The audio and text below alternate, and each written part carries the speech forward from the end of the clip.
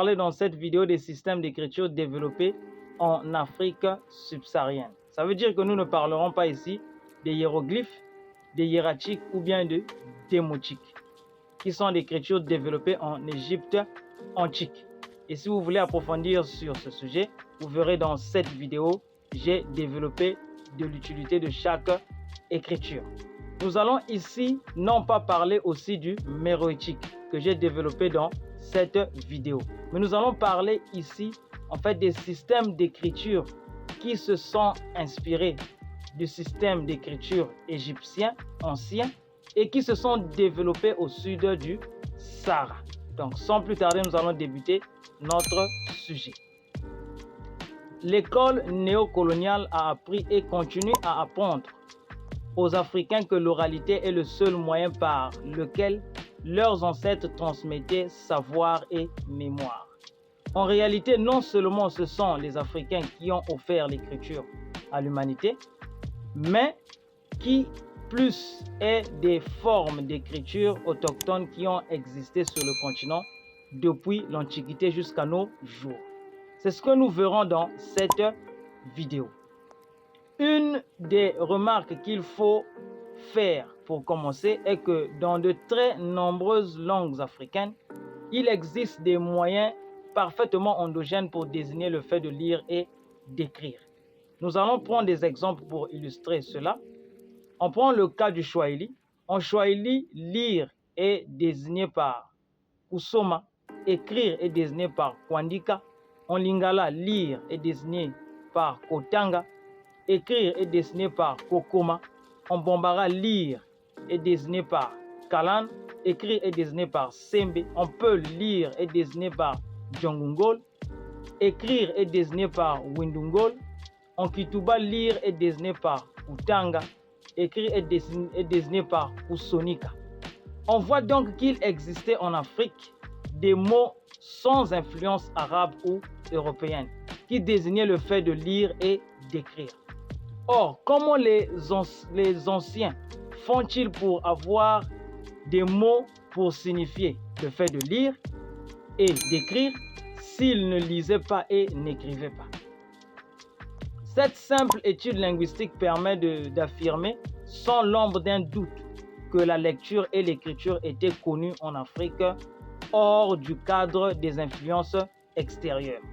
Nous allons passer en revue les systèmes d'écriture connus sur le continent et chaque écriture a son histoire bien sûr qui va l'accompagner.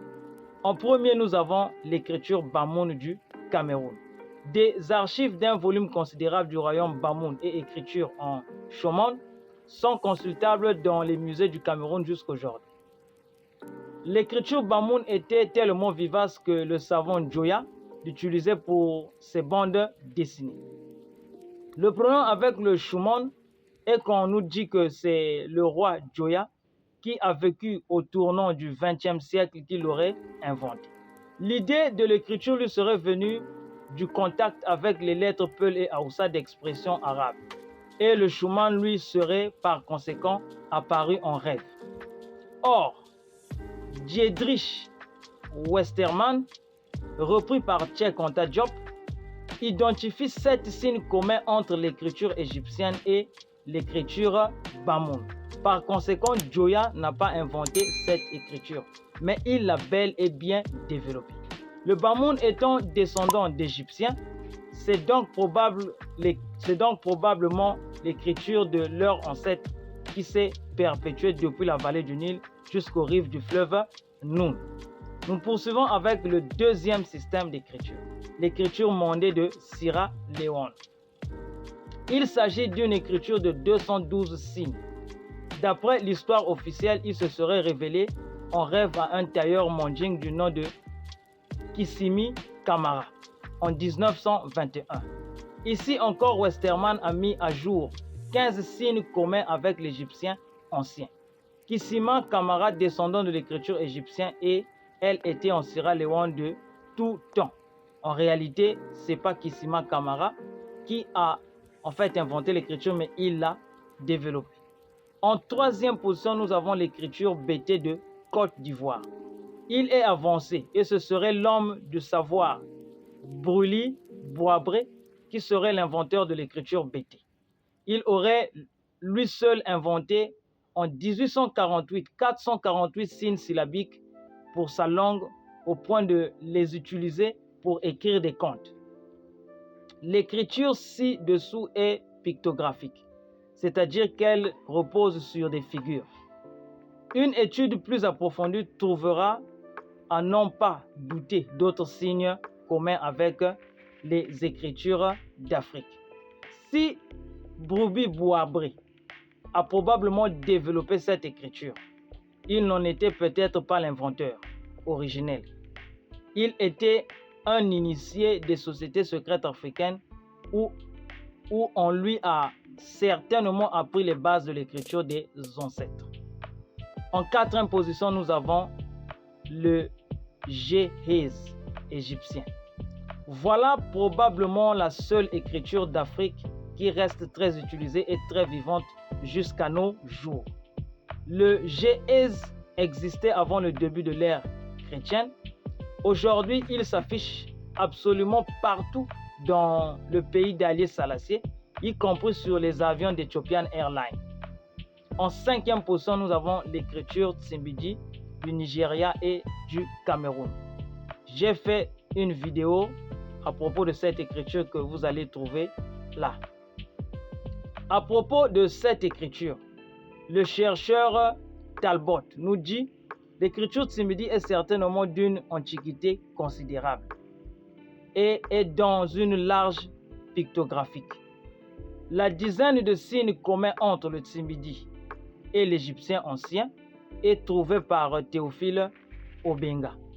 Pousse également à chercher son origine dans la vallée du Nil.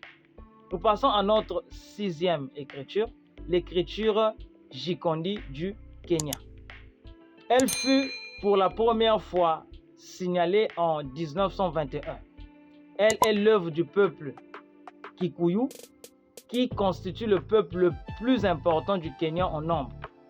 On a pu identifier 3 signes communs entre le Gikondi et l'égyptien ancien. Nous passons à notre septième écriture, le libico-berbère. Né il y a près de 2000 ans au Maghreb, probablement et développé par les premiers berbères, encore appelés Maures, c'est-à-dire les Noirs en latin. Cette écriture prend ses racines également dans les écritures égyptiennes et phéniciennes. Elle a enfanté l'écriture Tifina des Berbères actuelle. Si vous voulez développer sur l'écriture de Tifina, j'ai aussi fait une vidéo. C'est celle-là, vous trouverez toutes les informations sur le Tifina. Donc, en huitième position, nous avons un ensemble d'écritures que nous n'allons pas développer, que nous allons simplement citer. Vous avez le Veil, vous avez le Mondé du Sierra Leone, vous avez le Loma, le Kepele, le Bassa du Libéria, vous avez le Oberi, le Okem du Nigeria, vous avez le Djoka, le Suriname, vous avez le Mondika de l'Afrique de l'Ouest, vous avez le Wolof du Sénégal, vous avez le Fula de l'Afrique de l'Ouest, vous avez le Bété de Côte d'Ivoire. Donc, en conclusion, on voit donc que non seulement l'Afrique a une écriture, mais encore cette pratique est restée vivante après la fin des civilisations de la vallée du Nil. La liste des systèmes d'écriture que nous avons donnés est déjà conséquente. Il en a sans doute bien d'autres qui ont disparu avec la destruction de l'Afrique ces 500 dernières années. Il est aussi très intéressant de voir que bien de ces écritures prennent leurs racines dans la vallée du Nil, confirmant encore cette région comme notre berceau identitaire. Par conséquent, l'Afrique n'a pas seulement des traditions orales, mais aussi une tradition écrite.